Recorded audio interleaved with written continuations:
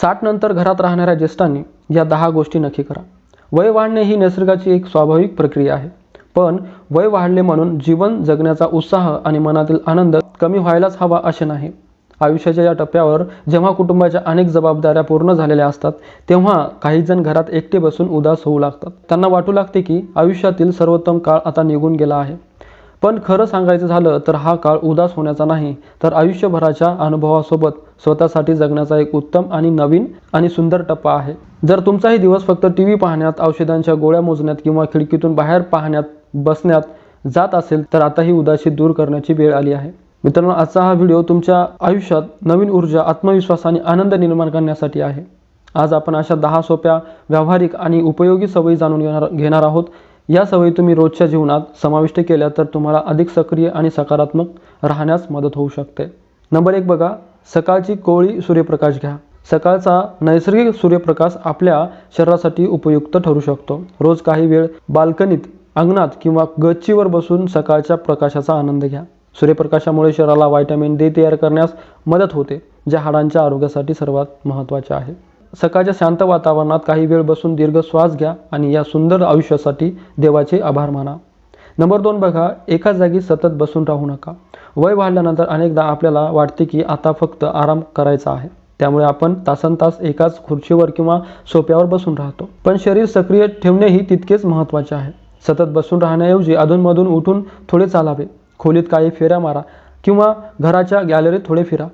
दर तासाला काही मिनिटे उठून चालण्याची सवय तुम्हाला दिवसभर अधिक सक्रिय ठेवण्यास मदत करू शकते.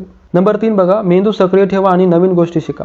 जसं वापरलं नाही तर लोखंडाला गंज लागतो, त्याचप्रमाणे सतत रिकामं बसल्याने आपला मेंदूही सुस्त वाटू शकतो. त्यामुळे दररोज काही वेळ आपल्या आवडीच्या एखाद्या कामासाठी द्या. वर्तमानपत्रातील शब्दकोळी सोडवा, एखादे चांगले पुस्तक वाचा, भजन ऐका किंवा एखादी नवीन गोष्ट शिका. लक्षात ठेवा, शिकण्याला कोणतेही वय नसते. नंबर 4 बघा, साधे आणि संतुलित भोजन करा. वय वाढल्यानंतर आपल्या पचनशक्तीत काही बदल होऊ शकतात. त्यामुळे पौष्टिक आणि सहज पचणारे अन्न निवडण्याचा प्रयत्न करा. आपल्या ताटात हिरव्या भाज्या, डाळी, दही आणि हंगामी फळांचा समावेश करा.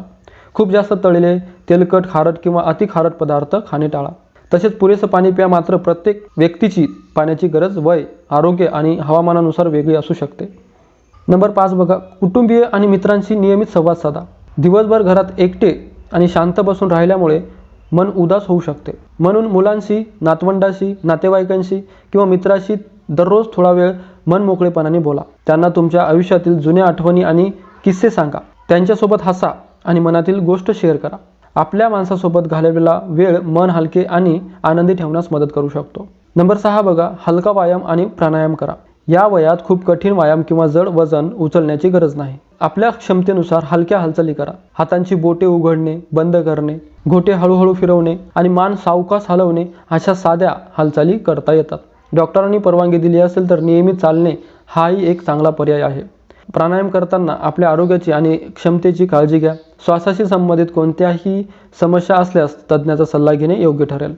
नंबर 7 बघा, आपल्या आरोग्याची सर्वात आधी काळजी घ्या. तुम्ही संपूर्ण आयुष्य कुटुंबाची आणि मुलांची काळजी घेण्यात घालवले आहे. आता थोडे लक्ष स्वतःकडेही द्या. शरीरामध्ये जाणवणारे छोटे बदल किंवा सतत राहणाऱ्या वेदना दुर्लक्षित करू नका. डॉक्टरांच्या सल्ल्यानुसार वेळोवेळी रक्तदाब, रक्तातील साखर आणि आवश्यक आरोग्य तपासण्या करून घ्या. डॉक्टरांनी सांगितलेली औषधे योग्य वेळी घ्या आणि स्वतःच्या मनाने औषधे बंद किंवा सुरू करू नका. लक्षात ठेवा, तुम्ही निरोगी राहिलात तरच कुटुंबासोबत आनंदाने वेळ घालवू शकाल. नंबर 8 बघा, प्रत्येक सकाळी आयुष्याला एक नवीन उद्देश द्या. वय वाढले म्हणून आयुष्यातील उत्साह संपायला नको. दररोज सकाळी स्वतःसाठी एखादे छोटे काम ठरवा. उदाहरणार्थ, कुंड्यामध्ये झाडे लावणे, त्यांना पाणी देणे, पक्ष्यांसाठी दाणे आणि पाणी ठेवणे किंवा एखाद्या लहान मुलाला शिकवणे. जेव्हा आपण अशा छोट्या छोट्या चांगल्या कामामध्ये स्वतःला गुंतवून ठेवतो, तेव्हा मनात उत्साह आणि सकारात्मकता टिकून राहण्यास मदत होते. नंबर 9 बघा, वेळेवर झोपा आणि पुरेशी झोप घ्या. चांगली आणि शांत झोप शरीराला आणि मेंदूला विश्रांती देण्यास मदत करते. रात्री झोपण्याची एक नियमित वेळ ठरवण्याचा प्रयत्न करा. झोपण्यापूर्वी मोबाईल किंवा टीव्हीचा वापर कमी करा. तुम्हाला आवडत असल्यास झोपण्यापूर्वी शांत संगीत ऐका, प्रार्थना करा किंवा काही वेळ ध्यानधारणेत घालवा. प्रत्येक व्यक्तीची झोपेची गरज वेगळी असू शकते, त्यामुळे नियमित आणि पुरेशी झोप घेण्याला प्राधान्य द्या. नंबर 10 बघा, देवाचे आभार माना आणि भक्तीशी जोडलेले राहा. दररोज सकाळी उठल्यानंतर आणि रात्री झोपण्यापूर्वी या सुंदर आयुष्यासाठी देवाचे आभार माना. ज्या गोष्टी आपल्या नियंत्रणात नाहीत त्यांची सतत चिंता करण्याऐवजी ज्या गोष्टी आपण बदलू शकतो त्यावर लक्ष केंद्रित करा. थोडा वेळ नामस्मरण, भजन किंवा धार्मिक ग्रंथाच्या वाचनात घालवा. मन सकारात्मक विचारांशी आणि आध्यात्मिक गोष्टींशी जोडल्याने मनाला शांतता आणि समाधान मिळण्यास मदत होऊ शकते.